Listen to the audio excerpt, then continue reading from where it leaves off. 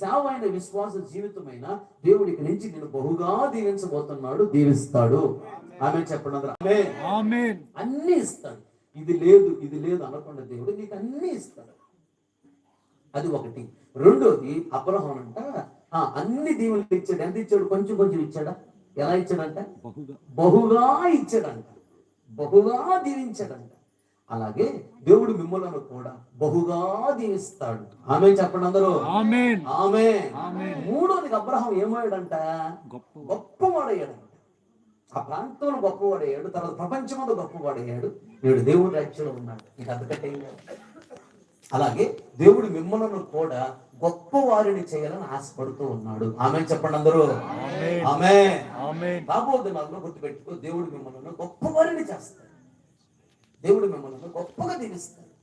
మిమ్మల్ని చూసిన వాళ్ళకి ఆశ్చర్యం కలిగేటట్లు, మిమ్మల్ని చూసిన వాళ్ళకి వ్యసనం కలిగేటట్లు, మిమ్మల్ని చూసిన వాళ్ళు భయపడేటట్లుగా. గుర్తుపెట్టుకో, దరిద్రత ఎల్లకాలం ఉండదు.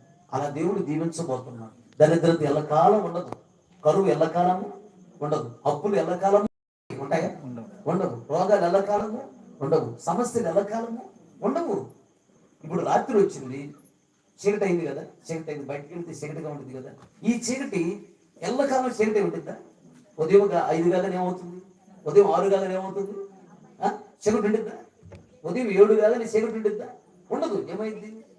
చీకటి పోయి వెలుగు వచ్చింది. ఎల్లకాలం చీకటి ఉండదు. అలాగే ఈ రోజు నువ్వు కష్టాల్లో, కన్యల్లో, అప్పుల్లో, రోగాల్లో, నిందల్లో, సమస్యల్లో ఉన్నావేమో, గుర్తుపెట్టుకో, అవి ఎల్లకాలం నీకు ఉండవు. వాటన్నిటి నుంచి దేవుడు విడిపించబోతున్నాడు. ఈ రోజే ప్రారంభించాడు, విడిపించబోతున్నాడు. విడిపించి అబ్రహామును అన్ని విషయాల్లో దీవించినట్లుగా, బహుగా దీవించినట్లుగా, గొప్పవాడిని చేసినట్లుగా దేవుడు మిమ్మల్ని అలా దీవించబోతున్నాడు. ఆమేన్ చెప్పండి అందరూ. ఆమేన్ చెప్పాలి గట్టిగా. హల్లెలూయా, హల్లెలూయా. అబ్రహామును దేవుడు గొప్ప చేస్తానని చెప్పాడు, గొప్ప చేశాడు. ఈరోజు నా ద్వారా దేవుడు నీతో మాట్లాడుతున్నాడు. దేవుడు నేను గొప్పగా దీవిస్తాడు, ఏమీ కంగారు పడదు. అయితే దేవుడు అబ్రహాముని గొప్ప చేస్తాడా? దానికంటే ముందుగా అబ్రహాముతో ఒక మాట చెప్పాడు దేవుడు.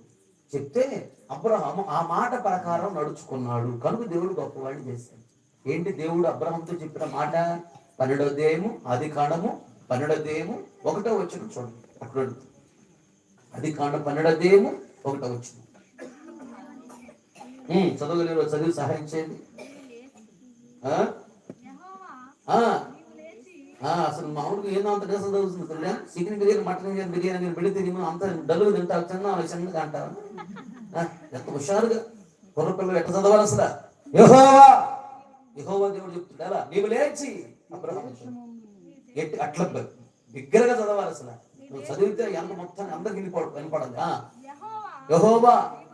యెహోవా దేవుడు చెప్తున్నాడు అబ్రహాంతో, అబ్రహాం నీవు లేచి అదుగో నీ దేశము నుండి, నీ బంధువుల యొద్ద నుండి, నీ తండ్రి ఇంటి నుండి బయలుదేరి నేను నీకు చూపించు